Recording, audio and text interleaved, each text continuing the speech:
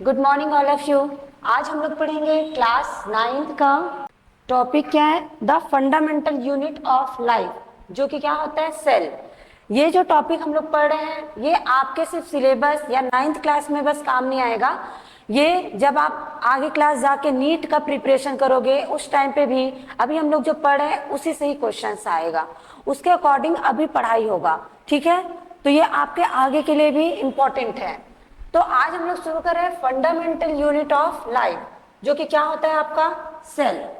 ठीक, आज जो टॉपिक हम कवर करेंगे वो है आपका introduction to cell, cell theory, cell different shape, size and number, cell structure.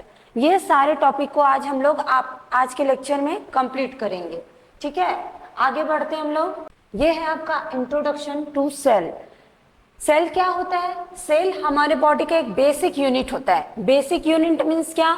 जैसे कि आप एक कोई घर बना रहे हैं, समझ रहे हैं, उसमें क्या होता है, एक ईंट से लेकर हम शुरू करते हैं, एक एक ईंट को ऊपर मिलाते जाते हैं, तब आपका क्या बनता है, घर बनता है। वैसे ही सेल क्या होता है? Cell are the structural, functional and biological unit of all living beings. मतलब इसका मतलब क्या कि जो सेल है, जो कोशिका है, वो क्या होता है, हमारे बॉडी का स्ट्रक्चरल, संरचनात्मक, फंक्शनल, कार्यात्मक, ठीक है, इकाई होता है। मतलब सेल से ही हम क्या कर सकते हैं, जितनी भी फंक्शंस हैं वो कर पा रहे हैं, क्योंकि हमारा पूरा बॉडी किससे मिलकर बना है, सेल से। ठीक है, और हमारा स्ट्रक्चर जो बना है, जितने भी आपके अंदर ऑर्गन्स है, सारे का स्ट्रक्चर किससे बना है, आपके सेल से। तो ये वाला लाइन आप क्लियर है? सेल क्या है? Structural, functional and biological unit of living beings.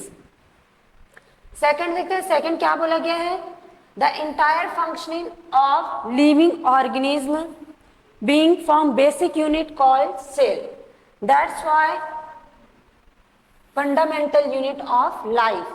ठीक है, इसमें क्या बोला गया है कि हम जितने भी लिविंग ऑर्गेनिज्म है पूरे यूनिवर्स में, वो किसके कारण फंक्शन कर पाते हैं, सेल के कारण।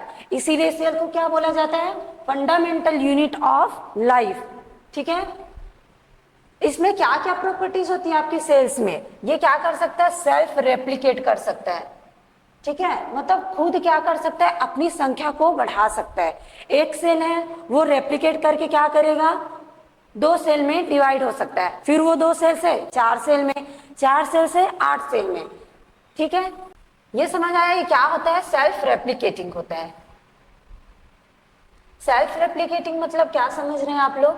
जैसे कि ये कोई सेल है आपका, ठीक है, एक सेल हो गया, ये क्या करता है, सेल्फ रेप्लिकेट करता है, 2 सेल्स में डिवाइड हो जाते हैं। अब ये 2 सेल्स फिर से रेप्लिकेट करके 2 सेल में डिवाइड हो गया, ये सेल फिर से 2 सेल में डिवाइड हो गया। ये क्या होता है इसमें, ये सेल में सेल्फ रेप्लिकेटिंग की क्या होती है, पावर होती है। ठीक है, ये आपका इंपॉर्टेंट है, इसीलिए इसको क्या बोला जाता है, बिल्डिंग ब्लॉक ऑफ लाइफ। ठीक है, देखो ये पूरा बिल्डिंग बना रहे हैं, ठीक, बिल्डिंग ब्लॉक ऑफ लाइफ। ठीक, ये उसका ऑर्गेनाइजेशन है, कैसे हम पूरा एक सेल से पूरा ऑर्गेनिज्म में बनते हैं। ठीक है, इसमें देखो सबसे पहले आपका एक सेल आ गया, ठीक, उसके बाद बहुत सारे सेल्स मिलेंगे। जब एक सेल था तो उसको ओनली यूनिट है, ठीक है, बट उसके बाद बहुत सारे सेल्स मिल जाएंगे ऐसे, तो उसको क्या बोला जाता है, टिश्यू, ऊतक। ठीक है, इसको क्या बोला जाता है, टिश्यू। अब बहुत सारे टिश्यूज मिलकर के क्या बनाते हैं, आपके ऑर्गन्स। ठीक, ऑर्गन्स क्या, ऑर्गन्स बनाते हैं। ऑर्गन्स क्या होते हैं, जैसे आपके लीवर हो गया, किडनी हो गया, हार्ट हो गया, ये सारे क्या है, आपके बॉडी के ऑर्गन्स हैं। वो बहुत सारे टिश्यू मिलकर के क्या बना लिए, आपके ऑर्गन्स बना लिए। अब ऑर्गन्स मिलकर के क्या बनाते हैं, आपके ऑर्गन सिस्टम। ऑर्गन सिस्टम में क्या आएगा आपका, जैसे आपका रेस्पिरेटरी सिस्टम हो गया, आपका डाइजेस्टिव सिस्टम हो गया, आपका नर्वस सिस्टम हो गया। ठीक है, ये जितने भी है सिस्टम वो किसके द्वारा बनते हैं, आपके ऑर्गन से। ठीक है, अब ऑर्गन सिस्टम मिलकर क्या बनाते हैं, पूरा ऑर्गेनिज्म बन गया। ठीक, एक पूरा क्या बन गया, ऑर्गेनिज्म बन गया। तो ये है आपका सेल का ऑर्गेनाइजेशन। ये याद रखना, सेल से क्या बनता है, आपका टिश्यू बन गया, टिश्यू से क्या, ऑर्गन को फॉर्म हो गया, उसके बाद ऑर्गन से क्या बन गया, आपका ऑर्गन सिस्टम, ऑर्गन सिस्टम से क्या बनता है, पूरा ऑर्गेनिज्म। ठीक, क्लियर है? ठीक है, अब आगे बढ़ते हैं इसमें।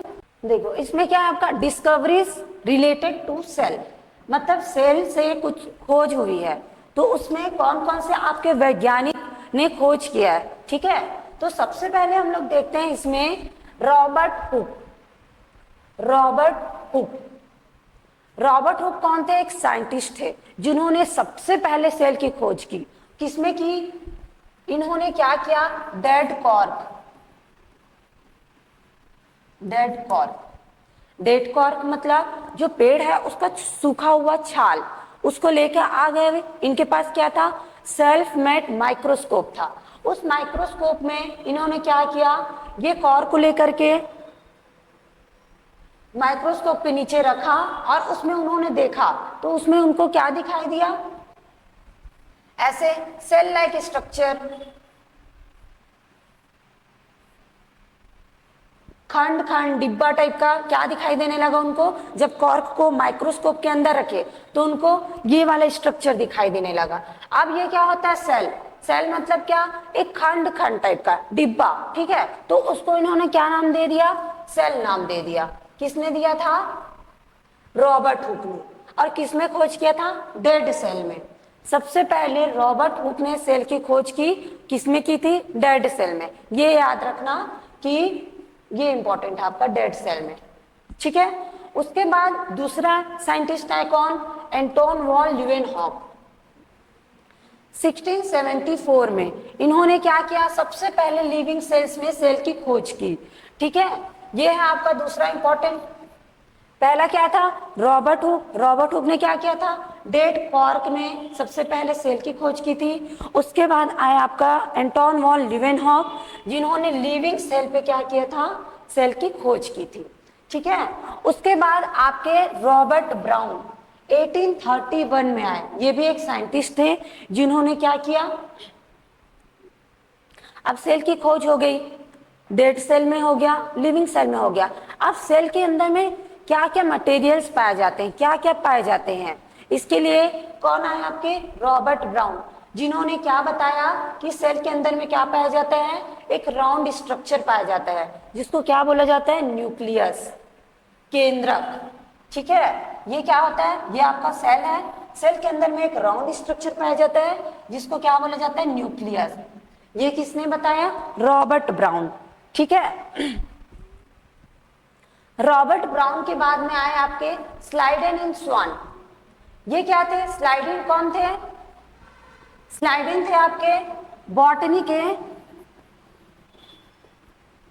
बॉटनी के साइंटिस्ट थे, कौन, स्लाइडेन। एंड स्वान जूलॉजी के, ठीक है। ये थे आपके बॉटनी के साइंटिस्ट और स्वान थे आपके जूलॉजी के साइंटिस्ट। सबसे पहले स्लाइडेन ने क्या किया था, प्लांट, वो क्योंकि बॉटनी के साइंटिस्ट हैं तो उन्होंने क्या किया, प्लांट के कुछ पत्ते को ले आए और उसमें उन्होंने देखा, ठीक, वो क्या, ठीक, स्टडी किया। तो इन्होंने क्या बताया कि जितने भी आपके प्लांट है पूरे यूनिवर्स में वो किससे मिलकर बने हुए हैं, सेल से, ठीक है। फिर आपके जो स्वान है उन्होंने क्या किया, एनिमल सेल, जैसे पॉन्ड वाटर को ले आए, कहीं से कुछ एनिमल्स के स्ट्रक्चर, ऊपर वाले आपके जो टूथपिक है उसमें उन्होंने क्या लिया, प्लाक जो रहता है ना आपके दांत के बीच बीच में, उसको निकाल लिए, उसको उन्होंने क्या किया, स्टडी किया। फिर उन्होंने क्या बताया कि जितने भी यूनिवर्स में एनिमल्स हैं वो किससे मिलकर बने हुए हैं, सेल से। तो क्या बताया, ये दोनों ने मिलकर के क्या क्या दिया, एक थ्योरी दिया जिसको क्या बोला जाता है, सेल थ्योरी, ठीक है। सेल थ्योरी में क्या होता है कि जितने भी यूनिवर्स में लिविंग थिंग्स है वो किससे मिलकर बना हुआ है, आपके सेल से, ठीक है।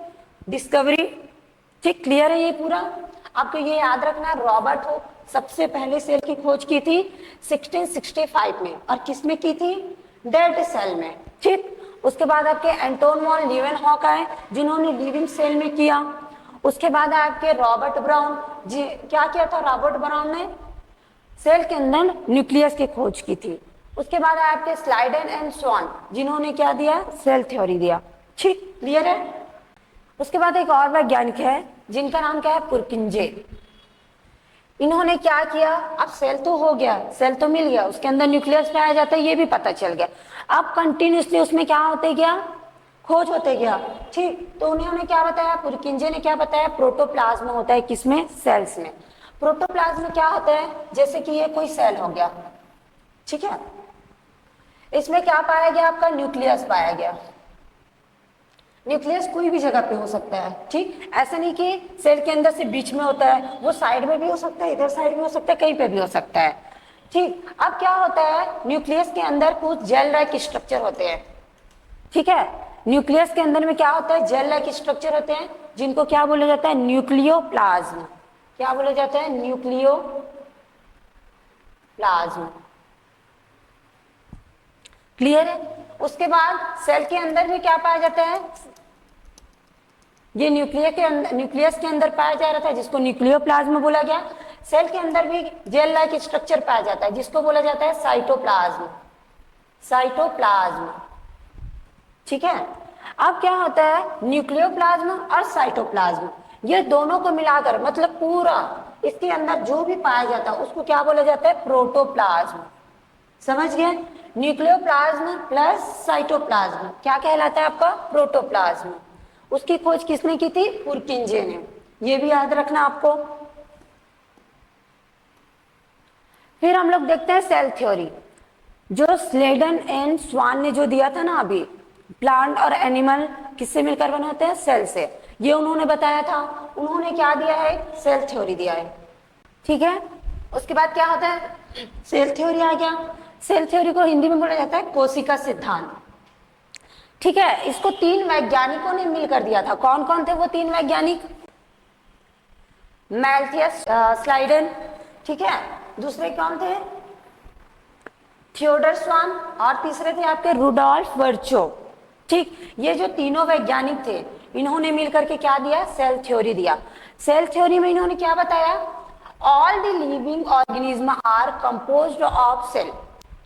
यूनिवर्स में जितने भी लिविंग ऑर्गेनिज्म है, जितने भी जीवित प्राणी हैं, वो किससे मिलकर बने होते हैं, आपके कोशिका से, सेल्स से मिलकर बने होते हैं।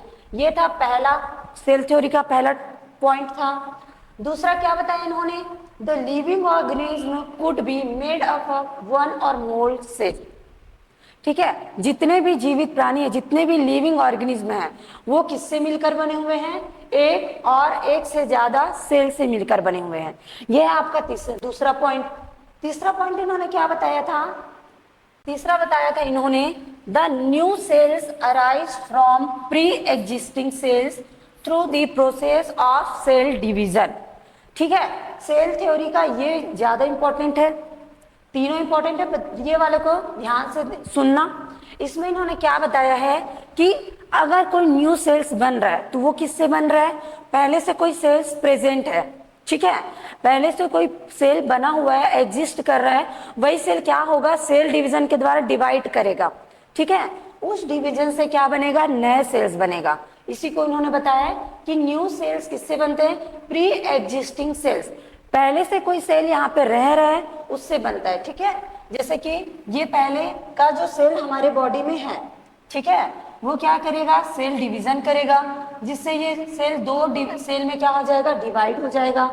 ठीक, दो नए सेल्स बने ना, इसी को बताया गया इसमें कि जो नए सेल है वो प्री एग्जिस्टिंग सेल से बनते हैं।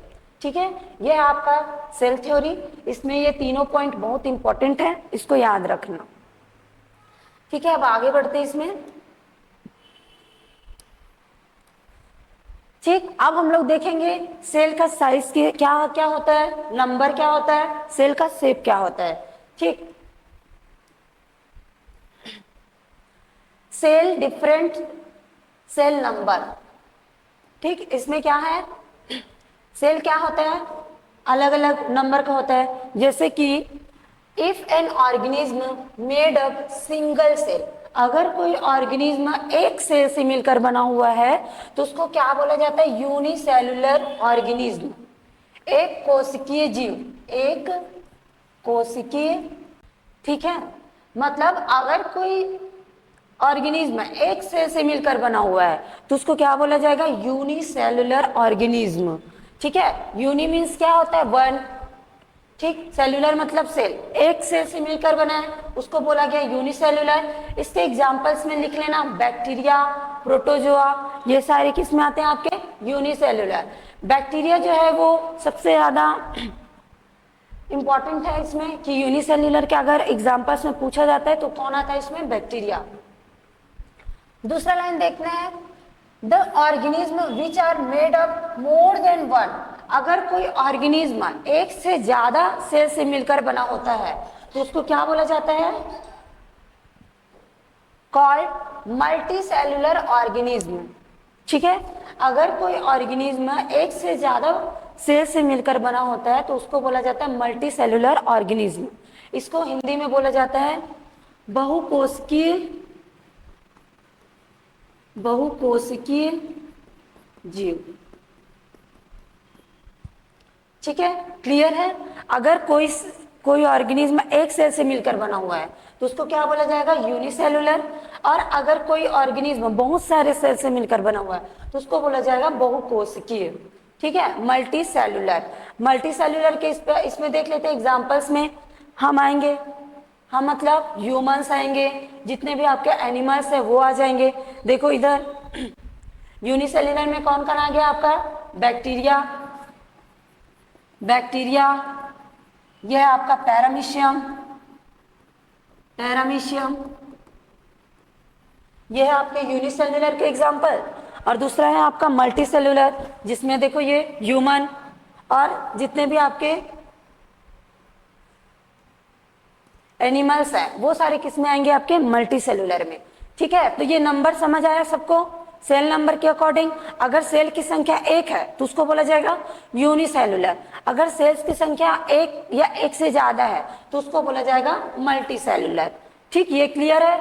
आगे हम लोग देखते हैं, वो था सेल का नंबर। अब ये हम लोग देख रहे हैं सेल का शेप।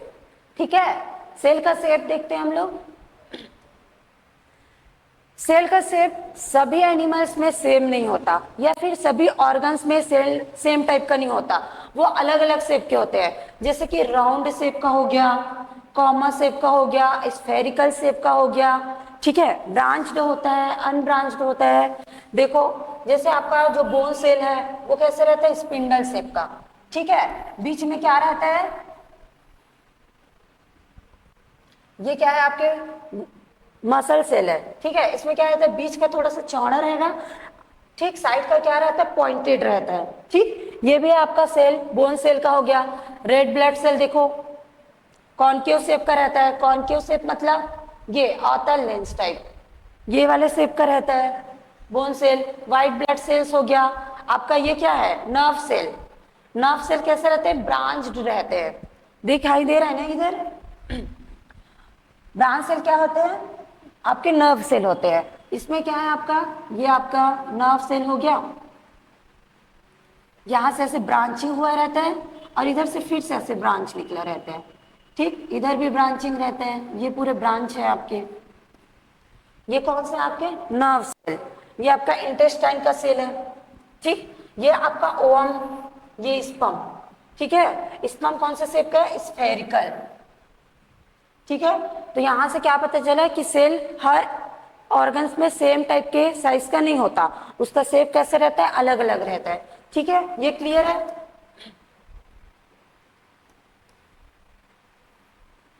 ठीक है, अब हम लोग देखते हैं साइज, सेल का साइज कैसे होता है। ठीक है, नंबर हो गया, शेप हो गया, अब उसका साइज देखते हैं। सेल के साइज में हम लोग देखते हैं, इसमें क्या होता है, सबसे स्मॉलेस्ट सेल को क्या बोला जाता है, माइकोप्लाज्म। ये याद रखना मोस्ट इंपॉर्टेंट है आपके नीट के लिए भी। ठीक है, जैसे कि माइकोप्लाज्म, इसको कैसे पूछा जाएगा, सबसे ये स्मॉलेस्ट सेल्स कौन सा है, सबसे छोटा सेल कौन सा है, तो वो कौन सा है आपका, माइकोप्लाज्म। ये जो दिख रहा है वो क्या है आपका, माइकोप्लाज्म। याद रखना इसको, हिंदी में भी लिख देती हूँ, माइकोप्लाज्म। ये होता है सबसे स्मॉलेस्ट सेल। सबसे लार्जेस्ट सेल में पूछा जाए तो ऑस्ट्रिच का एग, ठीक है, शुतुरमुर्ग का अंडा, वो आता है आपके सबसे लार्जेस्ट सेल में। इधर देखो, ये आपका लार्जेस्ट सेल ऑस्ट्रिच एग, ये जो दिख रहा है ना आपका, ये है आपका ostrich egg. Ostrich egg. Cell size में हो गया, ये याद रखना है। सबसे स्मॉलेस्ट सेल होता है माइकोप्लाज्म और सबसे लार्जेस्ट सेल होता है ऑस्टिस एग। ठीक, आगे बढ़ते हैं इसमें। अब देखते हैं सेल आपके दो प्रकार का होता है। कौन कौन सा? सभी जानते हैं, प्रोकैरियोटिक और यूकैरियोटिक। ठीक है, प्रोकैरियोटिक क्या होता है? प्रोकैरियोटिक सेल का डेफिनेशन हम लोग देख लेते हैं। प्रोकैरियोटिक सेल का डेफिनेशन देख लेते हैं, क्या होता है? सिंगल सेल होता है, ऑर्गेनिज्म, नो न्यूक्लियस। प्रोकैरियोटिक क्या होता है? सिंगल सेल, मतलब उसमें केवल एक सेल पाया जाएगा। ठीक है, उसको बोला जाता है क्या? Prokaryotic cell. ठीक, इसमें कोई न्यूक्लियस नहीं पाया जाता, ये इंपॉर्टेंट है, याद रखना। इसमें कोई न्यूक्लियस नहीं पाया जाता। यूकैरियोटिक सेल क्या होता है? Complex organism. कॉम्प्लेक्स ऑर्गेनिज्म मतलब इसमें यूकैरियोटिक सेल एक या एक से अधिक प्रकार के सेल से मिलकर बना होता है। ठीक है, विथ न्यूक्लियस, इसमें न्यूक्लियस पाया जाता है। एग्जाम्पल्स में जैसे इसमें बैक्टीरिया आ गया, इसमें आर्किया आ गया, इसमें एनिमल्स आ गए, प्लांट्स आ गए, फंजाई आ गए। ठीक, इसका साइज क्या होता है प्रोकैरियोटिक का? 0.1 से 5.1 तक क्या होता है डायमीटर। ठीक है, यूकैरियोटिक सेल प्रोकैरियोटिक सेल से बहुत बड़ा होता है। ठीक, ये क्या रहता है आपका? 10 से 100 डायमीटर तक का रहता है। ठीक है, माइटोकॉन्ड्रिया आपके प्रोकैरियोटिक सेल में एब्सेंट होता है। ठीक है, प्रोकैरियोटिक सेल में क्या रहता है? माइटोकॉन्ड्रिया एब्सेंट रहता है। एनर्जी प्रोड्यूस्ड इन साइटोप्लाज्म में, इसका एनर्जी साइटोप्लाज्म में बनता है। यूकैरियोटिक सेल में क्या रहता है? माइटोकॉन्ड्रिया प्रेजेंट रहता है। ठीक है, माइटोकॉन्ड्रिया को यूकैरियोटिक में क्या बोला जाता है? Power house of cell. Cytoplasm में प्रेजेंट होता है, प्रोकैरियोटिक सेल में इसमें भी प्रेजेंट होता है। एंडोप्लाज्मिक रेटिकुलम, अंतःप्रद्रव्य जालिका जिसको बोलते हैं, वो एब्सेंट रहता है प्रोकैरियोटिक सेल में, इसमें प्रेजेंट रहता है यूकैरियोटिक सेल में। इसको स्क्रीनशॉट ले लेना। ठीक है, और इसको पूरा याद करना, इंपॉर्टेंट है, इससे क्वेश्चन आ जाता है आपका प्रोकैरियोटिक एंड यूकैरियोटिक सेल में डिफरेंस। प्रोकैरियोटिक सेल में एक स्पेशल वो रहता है। ठीक है, कौन सा है? जिसका नाम क्या है? प्लाज्मिड। प्लाज्मिड प्रेजेंट रहता है, जो कि क्या रहता है? एक राउंड स्ट्रक्चर होता है, डबल मेम्ब्रेन रहता है। ठीक है, ये क्या होता है? एक्स्ट्रा क्रोमोसोमल डीएनए होता है। ठीक, ये यूकैरियोटिक सेल में रेयर होता है। ठीक है, अगर पाया भी जाता है तो किस में पाया जाता है? फंगी एंड प्लांट्स में। प्रोकैरियोटिक में न्यूक्लियस एब्सेंट रहता है, इसमें प्रेजेंट रहता है। ठीक है, ऑर्गेनेल्स, कुछ ऑर्गेनेल्स ही पाया जाता है प्रोकैरियोटिक सेल में। यूकैरियोटिक में बहुत सारे ऑर्गेनेल्स पाए जाते हैं। इसमें डीएनए की स्ट्रक्चर कैसे होता है? सिंगल, एक ही सर्कुलर क्रोमोसोम होता है। ठीक है, इसमें मल्टीपल क्रोमोसोम पाया जाता है। राइबोसोम क्या होता है? इसमें 70S पाया जाता है। यूकैरियोटिक में 80S पाया जाता है। ठीक, क्लियर है? ये है इंपॉर्टेंट, ये आज हम लोग को पढ़ना है पूरा। ये क्या है? आपका सेल है, उसी को मैं फिर से रिवाइज कर रही हूँ। ये आपका सेल है। सेल को क्या बोला जाता है? Basic structural and functional unit of living organism. ठीक है, अब इसके कंपोनेंट जो इंपॉर्टेंट है कि सेल किससे क्या क्या मिलके बना होता है। ठीक, इसमें पहला क्या है आपका? प्लाज्मा मेम्ब्रेन, इसको पढ़ेंगे पूरा डिटेल। ठीक है, जिसको सेल मेम्ब्रेन भी बोला जाता है। दूसरा सेल वॉल, तीसरा आपका न्यूक्लियस, फिर साइटोप्लाज्म, फिर सेल ऑर्गेनेल्स। ठीक है, ये सब तो हम लोग पूरा भी पढ़ेंगे। सबसे पहले हम लोग देखेंगे क्या? Plasma membrane. प्लाज्मा मेम्ब्रेन क्या होता है? प्लाज्मा मेम्ब्रेन क्या होता है? Outermost covering of cell. Cell के जो सबसे बाहरी लेयर होता है उसको क्या बोला जाता है? Plasma membrane. ठीक है, इसको हम लोग डिटेल में पढ़ते हैं इधर। ठीक है, उसी को सेल मेम्ब्रेन भी बोला जाता है, अभी मैं बताई हूँ। इसको पढ़ते हैं, क्या होता है? सेल मेम्ब्रेन या फिर plasma membrane. Fluid and mosaic model बोला जाता है। प्लाज्मा मेम्ब्रेन में जो दिया गया कुछ एक्सपेरिमेंट किसने किया था? सिंगर एंड निकोलसन, जिन्होंने फ्लूइड एंड मोज़ेक मॉडल दिया था। ठीक है, इसमें उन्होंने क्या बताया कि जो आपका सेल मेम्ब्रेन है, या इसको क्या बोला जाता है? Plasma membrane. Plasma membrane. ठीक है, प्लाज्मा मेम्ब्रेन किससे मिलकर बना होता है? फॉस्फोलिपिड का बाइलेयर। ठीक है, फॉस्फोलिपिड का क्या होता है? बाइलेयर होता है। देखो लिपिड का स्ट्रक्चर कैसे होता है ये, ठीक। इसमें ये वाला जो है वो क्या है? आपका हेड पार्ट है। हेड पार्ट किससे मिलकर बना होता है? आपका फॉस्फेट, फॉस्फेट। ठीक है, और ये है उसका टेल पार्ट। टेल पार्ट किससे मिलकर बना होता है? आपके लिपिड। ठीक है, इसीलिए इसको क्या बोला जाता है? फॉस्फोलिपिड। ठीक है, और इसी से पूरा बाइलेयर का बना होता है आपका प्लाज्मा मेम्ब्रेन। आगे मैं दिखाऊंगी कैसे ये बाइलेयर का बना होता है। इसमें क्या होता है? प्रोटीन क्या होता है? फ्लोटिंग। मतलब आपका जो बाइलेयर है उसके ऊपर भी क्या होता है? प्रोटीन जो है वो तैरते रहता है, फ्लोटिंग करता है। ठीक है, कोलेस्ट्रॉल भी रहता है प्लाज्मा मेम्ब्रेन के बीच बीच में, स्मॉल अमाउंट ऑफ कार्बोहाइड्रेट। ठीक है, जैसे प्रोटीन हो गया, लिपिड हो गया, उससे कुछ कुछ अमाउंट में क्या जुड़े रहते हैं? कार्बोहाइड्रेट जुड़े रहते हैं। ठीक है, जिसको क्या बोला जाता है? अगर प्रोटीन से जुड़ा हुआ है तो उसको ग्लाइकोप्रोटीन, अगर वो लिपिड से जुड़ा हुआ है तो उसको क्या बोला जाएगा? ग्लाइकोलिपिड। ठीक है, इधर देखो, ये है आपका ग्लाइकोलिपिड, ये आपका लिपिड है जिसमें क्या जुड़ा हुआ है? Carbohydrate, carbohydrate. ऐसा लिपिड जिसमें कोई कार्बोहाइड्रेट जुड़ा हुआ है तो उसको क्या बोला जाता है? ग्लाइकोलिपिड। ठीक है, ये क्या हो गया आपका? ग्लाइकोलिपिड। ठीक है, लेकिन ये कोई प्रोटीन है। ठीक है, सॉरी, यहाँ पे थोड़ा इसको वो करना। ठीक है, इसको क्लीन कर रही हूं मैं। अब देखो यहाँ पे ये क्या है? आपका प्रोटीन है। मैं यहाँ पे लिपिड लिखी थी ना, उसको फिर से ध्यान से देखना। ठीक है, यहाँ पे क्या है? आपका प्रोटीन, और ये है आपका कार्बोहाइड्रेट, कार्बोहाइड्रेट। जब प्रोटीन में कोई कार्बोहाइड्रेट का स्मॉल अमाउंट जुड़ा रहता है तो उसको क्या बोला जाता है? ग्लाइकोप्रोटीन।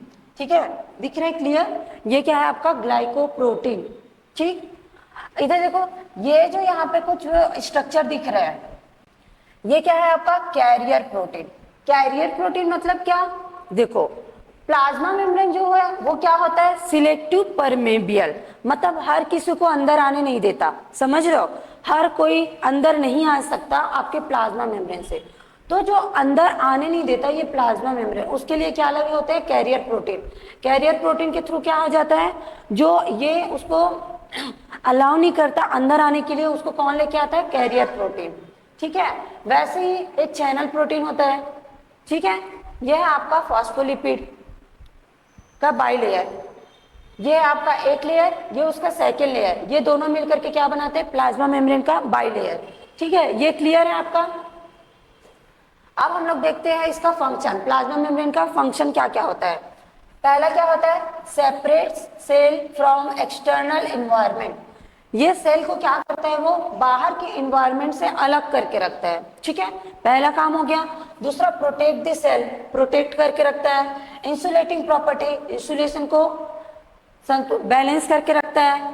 फॉर्म फ्रेमवर्क, मतलब क्या करता है? सेल को एक स्ट्रक्चर प्रोवाइड करता है। ठीक है, सिलेक्टिव परमेबिलिटी, अभी मैं जो बताई ना, ये क्या होता है? कुछ चीजों को अंदर आने देता है, हर चीजों को अंदर आने नहीं देता। ठीक है, समझ रहे हो? ये कोई चीज जैसे गैसियस है, कार्बन डाइऑक्साइड, ऑक्सीजन हो गया, ये सबको अंदर आने दे देता है, लेकिन कुछ आयंस हो गए और कोई मॉलिक्यूल हो गया उसको ये अंदर आने नहीं देता। ठीक है, इसीलिए इसको क्या बोला जाता है? Selective permeability.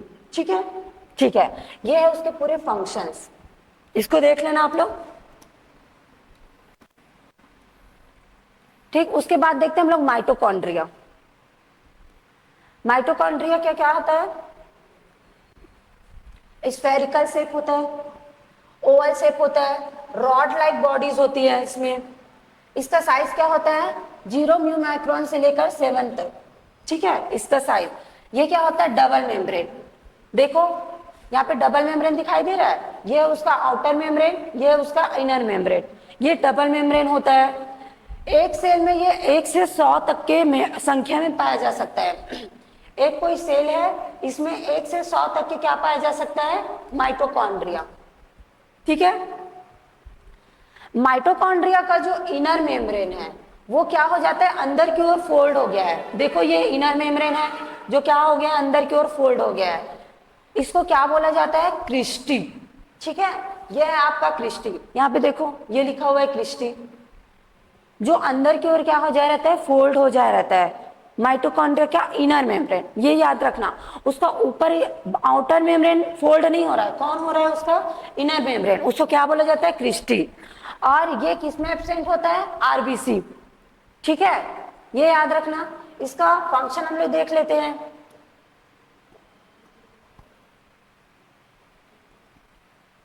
इसका फंक्शन देखो, इलेक्ट्रॉन ट्रांसपोर्ट चेन। इसका जो इनर मेम्ब्रेन है, ये इनर मेम्ब्रेन दिख रहा है, इसमें पाया जाता है ईटीसी, इलेक्ट्रॉन ट्रांसपोर्ट चेन। ये क्या करता है, एटीपी बनाता है। ठीक है, ये क्या बनाता है, एटीपी बनाता है। एटीपी क्या है, हमारे बॉडी का एनर्जी सोर्स। ठीक है, इसीलिए माइटोकॉन्ड्रिया को क्या बोला जाता है, पावर हाउस ऑफ सेल, क्योंकि ये क्या बनाता है, एटीपी बनाता है। ठीक है, इसमें क्या क्या चलता है, क्रेब्स साइकिल चलता है, बीटा ऑक्सीडेशन चलता है, ग्लूकोनियोजेनेसिस। ठीक है, ये सारा क्या है, आपके आपके बॉडी में एटीपी बनाता है, सारे साइकिल। इसको हम लोग आगे, आप लोग जब 10th 11th में जाओगे तब उसमें ये डिटेल से पढ़ेंगे। ठीक है, ये आपका माइटोकॉन्ड्रिया कंप्लीट हो गया। और अब लोग देखते हैं, आप मोस्ट इंपॉर्टेंट ऑर्गेनेल है आपका न्यूक्लियस। ठीक है, न्यूक्लियस में क्या होता है, इसको क्या बोला जाता है, न्यूक्लियस को कंट्रोल सेंटर ऑफ सेल। ठीक है, नियंत्रण कक्ष किसको बोला जाता है, न्यूक्लियस, केंद्रक को। ठीक, ये क्या करता है, केंद्रक। क्यों इसको नियंत्रण कक्ष बोल रहा है, कंट्रोल ऑफ सेल क्यों बोल रहा है, क्योंकि देखो ये क्या करता है, कंटेन डीएनए। न्यूक्लियस के अंदर में क्या प्रेजेंट होता है, डीएनए प्रेजेंट होता है। ठीक है, chemical basis of gene, DNA के अंदर क्या होता है, जीन होता है। Govern all function of cell, जो क्या करता है, सेल के पूरे फंक्शंस को क्या करता है, वो कंट्रोल में करता है। ठीक है, ये कैसे होता है, ये आपका न्यूक्लियस हो गया। न्यूक्लियस के अंदर में क्या पाया जाता है, क्रोमोसोम। और इसी क्रोमोसोम के अंदर में क्या रहता है, आपके डीएनए। ठीक है, डीएनए में क्या रहता है, जीन्स पाए जाते हैं। ठीक है, तो ये इंपॉर्टेंट है। ठीक, ये क्या करता है, पूरे डीएनए को अपने अंदर कंटेन करके रखे रहता है, कौन, आपका न्यूक्लियस। ठीक है, आगे देखो, इसमें ये क्या होता है, डबल मेम्ब्रेन होता है, डबल लेयर होता है ये। इसके इनर मेम्ब्रेन में क्या पाया जाता है, पोर्स पाए जाते हैं, बीच बीच में क्या रहते हैं, पोर्स पाए जाते हैं। ठीक है, कितने का, 90 mm का जो पोर्स होता है। ये देखो, ये पोर्स पाए जा रहे हैं, ये छोटा छोटा पोर्स, जिसको क्या बोला जाता है, न्यूक्लियर पोर बोला जाता है, न्यूक्लियर पोर। ठीक है, ये पाया जाता है। Outer membrane is continuous with endoplasmic reticulum. ये क्या बोल रहा है, इसको ध्यान से देखना। इसका जो आउटर मेम्ब्रेन है वो क्या बनाता है, एंडोप्लाज्मिक रेटिकुलम। ये क्या करता है, ये उसका आउटर मेम्ब्रेन है, यहीं से क्या बनता है, आपका एंडोप्लाज्मिक रेटिकुलम। ठीक है, ये बोला गया है यहाँ पे, endoplasmic reticulum. Inside the nucleolus, nucleolus क्या होता है, न्यूक्लियस के अंदर में एक डेंस स्टेज रहता है। ठीक है, जिसको क्या बोला जाता है, न्यूक्लियोलस। न्यूक्लियोलस में क्या होता है, यहाँ पे देखो, RNA processing and ribosome synthesis. जो न्यूक्लियोलस है, न्यूक्लियस के अंदर, वहां पे क्या बनता है, आपके राइबोसोम का निर्माण होता है। राइबोसोम से क्या बनता है, आपके आरएनए। ठीक है, क्लियर है ये। ठीक है, इसके फंक्शंस को देखते हैं आगे। न्यूक्लियस का काम क्या होता है, डीएनए रेप्लिकेशन कराने में हेल्प करता है ये, आरएनए का सिंथेसिस होता है यहाँ पे। ठीक है, और यहाँ पे क्रोमोसोम प्रेजेंट होता है, इसीलिए इसको क्या बोला जाता है, होम फॉर क्रोमोसोम। ठीक, क्लियर। चौथा है आपका राइबोसोम। राइबोसोम क्या होता है, स्मॉलेस्ट एंड हाईएस्ट नंबर, सबसे छोटा पार्ट होता है और बहुत ज्यादा संख्या में पाया जाता है सेल्स के अंदर में। ठीक है, इसको प्रोटीन फैक्ट्री बोला जाता है, क्योंकि राइबोसोम क्या बनाता है, प्रोटीन सिंथेसिस में हेल्प करता है, इसीलिए इसको प्रोटीन फैक्ट्री कहा जाता है। ठीक है, ये किससे मिलकर बना होता है, आरएनए और प्रोटीन। ये याद रखना, राइबोसोम किससे मिलकर बना होता है, आरएनए और प्रोटीन से मिलकर बना होता है। ठीक है, इसका स्ट्रक्चर कैसे होता है, कुछ जो राइबोसोम्स है वो साइटोप्लाज्म में फ्री फॉर्म में पाया जाता है, ठीक है, ऐसे फ्री फॉर्म में पाया जाएगा। ये आपका साइटोसॉल है, इसमें ऐसे फ्री फॉर्म में पाया जाएगा आपका राइबोसोम, ठीक है। और कुछ क्या रहते हैं आपके एंडोप्लाज्मिक रेटिकुलम से अटैच रहते हैं। देखो ये वाला, ये आपका एंडोप्लाज्मिक रेटिकुलम है पूरा, उससे जो अटैच है उसको क्या बोला जाता है, बाउंड राइबोसोम, क्योंकि ये किससे अटैच है, आपके एंडोप्लाज्मिक रेटिकुलम से, ठीक है। 70S राइबोसोम दो प्रकार के होते हैं, एक होता है 70S का और दूसरा होता है 80S का। 70S का राइबोसोम है तो वो किस में पाया जाएगा, आपके प्रोकैरियोटिक सेल में। अगर वो 80S का है तो वो किस में पाया जाएगा, यूकैरियोटिक सेल में, ठीक है। इसमें दो सब यूनिट होते हैं, लार्ज यूनिट और स्मॉल यूनिट। देखो इधर, ये उसका लार्ज यूनिट हो गया, ये उसका स्मॉल, ठीक है, ये लार्ज और ये स्मॉल सब यूनिट, ठीक है। 70S को दो सब यूनिट में डिवाइड करते हैं, 50S 80S, ठीक है। 80S को दो सब यूनिट में डिवाइड करते हैं, 60S 40S। ये जो S है ये क्या होता है, सेडबर्ग यूनिट। सेडबर्ग यूनिट मतलब, अब आप लोग देख रहे हो यहाँ पे 80S है, यहाँ पे 60 + 40 क्या हो जाएगा, 100 हो जाएगा। तो आप लोग सोच रहे हो ये 80S कैसे आया, तो इसको प्लस नहीं करते, ये एस जो है वो प्लस का फॉर्म नहीं होता, ये क्या होता है, सेडबर्ग यूनिट होता है, मतलब ये इसके आकार को शो करता है, ठीक है। तो 80S वाला 60 + 40 रहता है, 70S को क्या करते हैं ना, 50 + 30, ठीक। इसका फंक्शन देखते हैं आगे। राइबोसोम का फंक्शन क्या होता है, ये क्या करता है, read instruction to build protein from mRNA। अब क्या होता है, जब हम लोग प्रोटीन सिंथेसिस पढ़ेंगे, प्रोटीन का संश्लेषण पढ़ेंगे, वहां पे इसको डिटेल से पढ़ेंगे। राइबोसोम का मेन काम क्या होता है, जैसे कोई भी आपका टीआरएनए हो गया, वो क्या होता है, यहाँ पे एक कोडॉन रहता है, ये सब हम लोग आगे क्लास में और डिटेल से पढ़ेंगे। जैसे ये कोई कोडॉन है, इसको रीड करने का काम कौन करता है, आपके राइबोसोम, ठीक है। और ये क्या होता है, प्रोटीन फैक्ट्री, राइबोसोम क्या बनाते हैं, प्रोटीन बनाते हैं, ठीक है। यहाँ पे देखो, ये है आपका लार्ज सब यूनिट राइबोसोम का, और ये वाला हो गया आपका स्मॉल सब यूनिट, और जब ये दोनों जुड़ जाते हैं तब क्या बनता है आपका राइबोसोम, ठीक है। अब हम लोग देखते हैं पांचवा है आपका एंडोप्लाज्मिक रेटिकुलम। एंडोप्लाज्मिक रेटिकुलम, इसको हिंदी में बोला जाता है अंतःप्रद्रवी जालिका। लिख दो क्या, यहाँ पे लिख देती हूँ ना, अंतःप्रद्रवी जालिका। ये मोस्ट इंपॉर्टेंट है, इसके बारे में मैं अभी आगे पीछे बताई हूं। ये क्या होता है, न्यूक्लियस के जो आउटर मेम्ब्रेन है उसी से बना होता है, ठीक है, उसी से क्या रहता है, अटैच रहता है। जैसे देखो, ये आपका न्यूक्लियस है, ये उसका आउटर लेयर है, दिख रहा है यहाँ पे, उसी से अटैच कौन है, आपका एंडोप्लाज्मिक रेटिकुलम, ठीक है। इसमें देखना, द नेटवर्क ऑफ मेम्ब्रेन और tubules extended through out cytoplasm. ये क्या होता है, नेटवर्क होता है, ठीक है, फ्रेम टाइप, ठीक। ये क्या होता है, साइटोप्लाज्म में बिखरे हुए रहते हैं, ठीक है। देखो साइटोप्लाज्म में ये है आपका endoplasmic reticulum. From nucleus to plasma membrane, ये न्यूक्लियस से जुड़े हुए रहता है और किस में जा रहा है, प्लाज्मा मेम्ब्रेन तक, ठीक है। उसके बाद टाइप्स देखते हैं, ये दो प्रकार के होते हैं, एक होता है रफ एंडोप्लाज्मिक रेटिकुलम, दूसरा होता है स्मूथ एंडोप्लाज्मिक रेटिकुलम, ठीक है। इसको बोला जाता है खुरदुरी अंतःप्रद्रवी जालिका, इसको बोला जाता है चिकनी अंतःप्रद्रवी जालिका, ठीक है। रफ एंडोप्लाज्मिक रेटिकुलम और स्मूथ एंडोप्लाज्मिक रेटिकुलम, ये इधर नीचे डिटेल है, इसको देखते हैं, ये दोनों में क्या डिफरेंस होता है, ठीक है। तो इधर देखो, स्मूथ एंडोप्लाज्मिक रेटिकुलम, इसमें क्या होता है, ग्रेन्यूल्स नहीं प्रेजेंट रहते, ठीक है। ये क्या होता है, चिकना होता है, इसके ऊपर में राइबोसोम नहीं लगे होते, राइबोसोम क्या होता है, एब्सेंट रहता है, और इसका फंक्शन क्या होता है, लिपिड सिंथेसिस करता है। ये इंपॉर्टेंट है ना, इसको याद रखना, ये क्या करता है, लिपिड बनाता है। स्मूथ एंडोप्लाज्मिक रेटिकुलम क्या बनाता है, लिपिड बनाता है, ठीक है।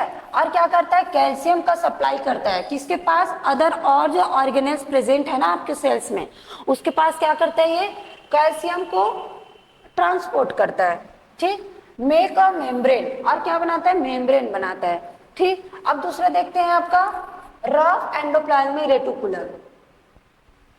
इसमें क्या प्रेजेंट रहते हैं, ग्रैन्यूल्स प्रेजेंट रहते हैं, और इसके ऊपर में क्या होता है, राइबोसोम जुड़े रहते हैं। राइबोसोम जुड़े रहते हैं, इसी कारण इसको क्या बोला जाता है, रफ एंडोप्लाज्मिक रेटिकुलम। जैसे कि बॉडी के कोई भी पार्ट पर कुछ आके जुड़ जाए ऊपर से कुछ दाना दाना, तो क्या हो जाएगा, रफ हो जाएगा ना। ऐसे ही क्या हो जाता है, राइबोसोम के कारण एंडोप्लाज्मिक रेटिकुलम क्या हो जाता है, रफ हो जाता है। उसी को क्या बोला जाता है, रफ एंडोप्लाज्मिक रेटिकुलम। लेकिन अगर राइबोसोम जो एंडोप्लाज्मिक रेटिकुलम में नहीं जुड़ा है तो उसको क्या बोला जाता है, स्मूथ एंडोप्लाज्मिक रेटिकुलम। ठीक है। अब रफ एंडोप्लाज्मिक रेटिकुलम का काम क्या होता है, ये क्या करता है, प्रोटीन सिंथेसिस, ये याद रखना। ठीक है, स्मूथ एंडोप्लाज्मिक रेटिकुलम क्या सिंथेसिस कर रहा है, लिपिड का, और रफ एंडोप्लाज्मिक रेटिकुलम क्या कर रहा है, प्रोटीन का सिंथेसिस कर रहा है। ठीक है, ये क्लियर है दोनों में, इसी से क्वेश्चंस आते हैं, इसको याद रखना। ठीक, उसके बाद हम लोग देखते हैं गोल्जी बॉडी। गोल्जी बॉडी क्या होता है, क्लस्टर ऑफ मेम्ब्रेन वेसिकल्स, मतलब वेसिकल्स जुड़ जुड़ के क्या बना लेते हैं, आपके गोल्जी बॉडी बना लेते हैं। ठीक है, ये कैसे रहते हैं, फ्लैटेड रहते हैं, देखो ऐसे रहते हैं। ये है आपका गोल्जी बॉडी। आपके जो एंडोप्लाज्मिक रेटिकुलम है उसका जस्ट बाद लगा होता है कौन, आपका गोल्जी बॉडी। ठीक है, गोल्जी बॉडी का काम क्या होता है, receive and modified protein made by rough ER। ठीक है, अभी हम लोग पढ़े जो रफ एंडोप्लाज्मिक रेटिकुलम है वो क्या बना रहा था, प्रोटीन बना रहा था। अभी हम लोग पढ़े ना, वही प्रोटीन को क्या करते हैं, ये रिसीव करता है। ठीक है, एंडोप्लाज्मिक रेटिकुलम इसको क्या देता है, प्रोटीन देता है, उसको ये क्या करता है, रिसीव करता है। अब रिसीव क्यों करता है, वो क्या करेगा, इसमें इसको मॉडिफाई करेगा। वो जो प्रोटीन आया हुआ है ना आपके जो रफ एंडोप्लाज्मिक रेटिकुलम, उसमें सिर्फ प्रोटीन बना हुआ है, वो फंक्शनल नहीं है अभी। उसको क्या करेगा, यहाँ पे आके मॉडिफाई करेगा, उसको फंक्शनल बनाएगा। ठीक है, मॉडिफाई करने के बाद क्या करेगा, प्रोटीन का पैकेजिंग करेगा। पैकेजिंग करने के बाद में इसको क्या कर देगा, जिसको जरूरत है जो सेल को, उसके पास क्या करेगा, सीक्रेट कर देगा। ठीक है, जैसे ग्लाइकोसाइलेशन, सल्फेशन ऑफ प्रोटीन। ठीक, ये है उसका मॉडिफिकेशन। ठीक है, यह है आपका गोल्जी बॉडी का। इसमें याद रखना ये क्या करता है, ये इंपॉर्टेंट है, प्रोटीन का पैकेजिंग करता है, प्रोटीन का मॉडिफाई करता है और सिक्रीशन करता है। ठीक है,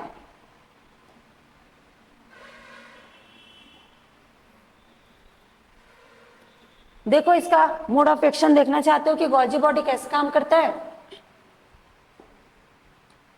इसमें देखना ये है उसका सिक्रीटरी पाथवे। अभी जो मैं बोली ना, जो प्रोटीन आएगा उसको मॉडिफाई करेगा, उसके बाद मॉडिफाई करने के बाद जिसको जरूरत है उस वाला सेल को क्या कर देगा, वो प्रोवाइड कर देगा। तो वो क्रिया कैसे होता है, वो प्रोसेस कैसे होता है, देखो ये है आपका रफ एंडोप्लाज्मिक रेटिकुलम। यहाँ पे देखो यहाँ पे प्रोटीन बन गया। ठीक है, अब वो किसको दे रहा है, गोल्जी बॉडी को दे रहा है। गोल्जी बॉडी में आ गया ये वाला प्रोटीन यहाँ पे। अब ये क्या करता है, अपने अंदर में इसको मॉडिफाई कर लिया, अच्छे से बना लिया, इसमें लिपिड जोड़ दिया, कार्बोहाइड्रेट जोड़ दिया, जो भी उसमें जोड़ना था, उसको मॉडिफाई करना था, वो सब हो गया कहाँ पे, गोल्जी बॉडी में। अब गोल्जी बॉडी उसको वेसिकल्स के रूप में सिक्रेट करता है बाहर। ठीक है, बाहर मतलब कहाँ पे, सेल से बाहर भेज देगा। देखो प्लाज्मा मेम्ब्रेन से बाहर भेज दिया। ठीक है, ये उसका मोड ऑफ एक्शन, कैसे काम करता है आपका गोल्जी बॉडी। उसके बाद देखते हैं लास्ट लाइसोसोम। लाइसोसोम का काम क्या होता है, लाइसोसोम क्या करता है, जितने भी आपके बॉडी में वेस्ट मटेरियल है उसको क्या करता है, वो बॉडी से बाहर निकालता है। ठीक है, उसको क्या कर देता है, वो किल कर देता है, एपोप्टोसिस के द्वारा बाहर निकाल देता है। इसीलिए इस सेल को क्या बोला जाता है, सुसाइडल बैग या फिर scavenger of cell. Scavenger of cell मतलब सेल के अंदर जितने भी डेड बॉडीज है, जितने भी गंदगी है, वो सबको क्या करता है, ये बाहर निकाल देता है। ठीक है, इसमें क्या होता है, हाइड्रोलाइसिस एंजाइम होता है। जैसे कि हाइड्रोलाइसिस एंजाइम मतलब ग्लूकोसाइडेज, कैथेप्सिन, लाइपेज, राइबोन्यूक्लियेज, ये सब एंजाइम क्या करते हैं, ये आपके लाइसोसोम हो गया, इसके अंदर में ये सारे एंजाइम भरे हुए रहते हैं। ये एंजाइम क्या करेगा, जैसे ये कोई डेड मटेरियल हो गया, ठीक है, या कोई फॉरेन एंटीजन हो गया। फॉरेन एंटीजन मतलब जो हमारे बॉडी के लिए हार्मफुल हो, अब उसको हमारे बॉडी से बाहर निकालना जरूरी है कि नहीं, ठीक है। तो उसके लिए लाइसोसोम क्या करता है, अपने अंदर के जितने भी एंजाइम्स भरे हुए हैं उसको क्या कर देता है, ये सेल्स के ऊपर पूरा डाल देता है, इसको पूरा बस्ट हो जाएगा अपना खुद का, और क्या कर देगा, ये वाले सेल्स को किल कर देगा। इसीलिए इसको क्या बोला जाता है, सुसाइडल बैग, क्योंकि अपने खुद को ये क्या कर देता है, बस्ट कर देता है, तोड़ देता है, और अपने अंदर के जितने भी एंजाइम्स भरे हुए हैं उसको क्या करेगा, दूसरे सेल्स के ऊपर जो हमारे बॉडी के लिए हार्मफुल है उसके ऊपर डाल देता है, जिससे वो सेल क्या हो जाता है, किल हो जाएगा, ठीक है। ये काम होता है इसका। पीएच कैसे होता है, एसिडिक होता है, ये याद रखना। ये क्या होता है, अम्लीय होता है, एसिडिक होता है, 4 से लेकर के 4.6 से 5 तक का होता है इसका पीएच, ठीक है। इसका फंक्शन क्या क्या है, ये क्या करता है, फूड को डाइजेस्ट करता है, ठीक है, to make energy, clean up, recycle. अभी मैं बताइए हमारे बॉडी को क्या करता है, क्लीन अप करता है, ठीक है, ये काम है, ये भी इंपॉर्टेंट है।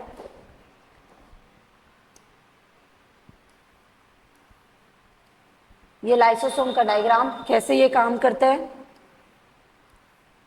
ठीक है। पैरोक्सिसोम, ये पैरोक्सिसोम इतना इंपॉर्टेंट नहीं, फिर भी ये क्या होता है, single membrane.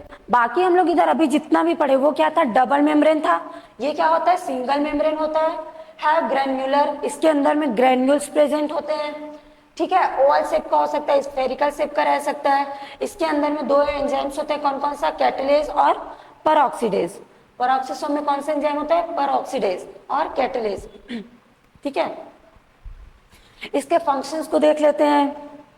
Protect the cell from free radical and antioxidant, जो जितने भी आपके बॉडी में फ्री रेडिकल्स है उससे क्या करता है, हमारे सेल को प्रोटेक्ट करके रखता है, ठीक है। और क्या करता है, also involve in oxidation of long chain fatty acid, और क्या करता है, हमारे बॉडी में जो ऑक्सीडेशन होता है उसमें ये अपना इसका रोल होता है, ठीक है।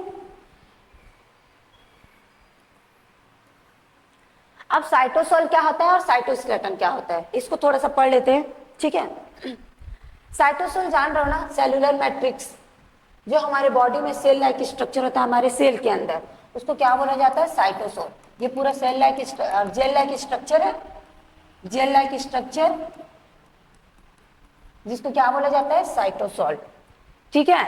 इसमें क्या होता है, एंजाइम्स होते हैं, मेटाबोलाइट्स प्रेजेंट होते हैं, सॉल्ट्स प्रेजेंट रहते हैं, किसमें, साइटोसोल में, ठीक है। फिर देखते हैं अब साइटोसोल में क्या क्या काम होता है, ठीक है। तो उसमें आपका ग्लाइकोलिसिस, ठीक है, ग्लाइकोलिसिस होता है, प्रोटीन सिंथेसिस होता है, ग्लाइकोजन का मेटाबॉलिज्म होता है, एचएमपी शंट होता है, जो एचएमपी शंट का पाथवे है ना वो होता है, ठीक। ये सब क्या होता है हम लोग आगे पढ़ेंगे प्रोटीन सिंथेसिस में। अभी बस ये जान लो कि साइटोसोल में कौन कौन सा प्रोसेस होता है, क्या क्या होता है साइटोसोल में, glycolysis, protein synthesis, glycogen metabolism, ठीक है, और ये पाथवे, ठीक। अब साइटोस्केलेटन क्या होता है, साइटो मतलब क्या, आपका सेल, साइटो मतलब सेल, स्केलेटन मतलब आपका कंकाल, ठीक है। जैसे हमारे बॉडी में क्या है, स्केलेटन है, जिसके कारण हमारे बॉडी का शेप बना हुआ है, वैसे ही सेल्स में भी क्या पाया जाता है, स्केलेटन, जिसके कारण सेल का अपना खुद का एक स्ट्रक्चर होता है, एक शेप होता है, ठीक है, उसी को क्या बोला जाता है, cytoskeleton. Cytoplasm actually contain a complex of protein filament, ये फिलामेंटस होता है, फिलामेंट मतलब धागे के समान, ठीक है। ये 3 प्रकार के होते हैं, माइक्रोट्यूबुल, एक्टिन फिलामेंट और इंटरमीडिएट फिलामेंट, ये याद रखना। साइटोस्केलेटन 3 प्रकार के होते हैं, माइक्रोट्यूबुल, ये आपके माइक्रोट्यूबुल्स हैं, ठीक है, ऐसे स्ट्रक्चर रहता है। एक्टिन फिलामेंट ये वाला डबल लेयर होता है, ठीक है। और क्या होता है, इंटरमीडिएट फिलामेंट, ठीक। इसका रोल मैं वही बताई। साइटोस्केलेटन का सेल मॉर्फोलॉजी मतलब सेल को आकार प्रदान करता है, इंट्रासेल्युलर ट्रांसपोर्ट, जितने भी सेल है वहां पर अगर कुछ चाहिए तो यही क्या करता है, साइटोस्केलेटन के द्वारा ही क्या होता है, जो भी आपका प्रोटीन बना हुआ है वो क्या जाता है दूसरे सेल्स के पास जाता है। ठीक है, सेल मोटिलिटी, सेल्स को चलने में हेल्प करता है ये। सेल डिवीजन, सेल डिवीजन में जो सेंट्रियोल होता है ना, ये आपका सेंट्रियोल है और ये आपका स्पिंडल फाइबर है। तो ये जो स्पिंडल फाइबर है वो किससे मिलकर बनाता है, माइक्रोट्यूबुल। माइक्रोट्यूबुल का है आपका साइटोस्केलेटन। तो सेल डिवीजन में भी बहुत इंपॉर्टेंट है ये। ठीक है, ये हो गया आपका पूरा कंप्लीट। अब इसका एक समरी हम लोग देख लेते हैं। ठीक, ये देखो समरी, ये पूरा बिखरा हुआ है वो साइटोप्लाज्म में है। ये आप लोग देख लो पूरा, अभी जितना मैं बताई हूँ वो उसका पूरा समरी है। ठीक, माइटोकॉन्ड्रिया का काम एनर्जी एटीपी बनाता है। ठीक है, सेल मेम्ब्रेन का काम सेल बाउंड्री देता है, सेंट्रियोल को मूवमेंट कराता है, रिकॉग्नाइज सिग्नल, सिग्नल जितने भी आ रहे हैं आपको वो कहाँ पे आता है, सेल मेम्ब्रेन में। एंडोप्लाज्मिक रेटिकुलम प्रोटीन बनाता है। ठीक है, गोल्जी बॉडी पैकेजिंग करता है, प्रोटीन को दूसरे सेल्स में भेजता है। राइबोसोम प्रोटीन बनाता है आपका। सेंट्रियोल सेल डिवीजन में काम करता है, ये सेंट्रियोल है। वैक्यूल, न्यूक्लियस, ये सारा आपका रिसाइकल है। ठीक है, ठीक है, तो आज आपका सेल और सेल ऑर्गेनेल्स ये पूरा कंप्लीट हो गया। आगे हम लोग इसके आगे का चैप्टर को पढ़ेंगे। ठीक है, अगर आपको ये पसंद आया होगा अच्छे से नोट्स बनाइए, अच्छे से पढ़िए। ठीक है, थैंक यू।